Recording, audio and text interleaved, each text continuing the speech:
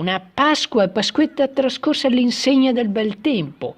E allora c'è solo l'imbarazzo della scelta: colli, mare o città. Lontani dai grandi tavoli imbanditi, ma ben armati di asciugamani e carbonella, i padovani anche quest'anno hanno affollato per Pasquetta sin dall'alba Passo Fiorine a Teolo.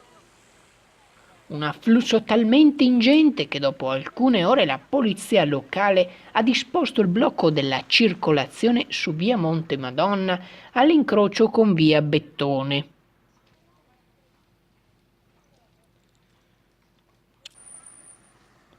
Ma le tante comitive non si sono fatte scoraggiare dai circa 2 chilometri e il dislivello, così a piedi e distrutti hanno comunque raggiunto il passo.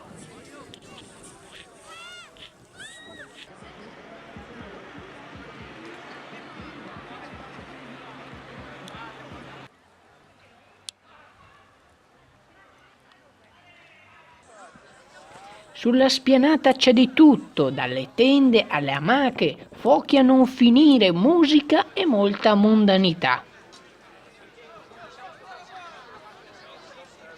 Aperto eccezionalmente anche il parco avventura alle Fiorine.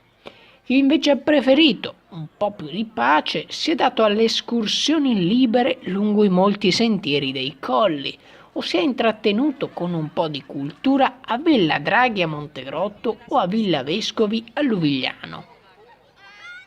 Durante la giornata pesanti le ripercussioni sul traffico e si registra anche un infortunio di una giovane donna sul Monte Ceva soccorsa dal soccorso alpino. Zwischenmarciane News, Teolo.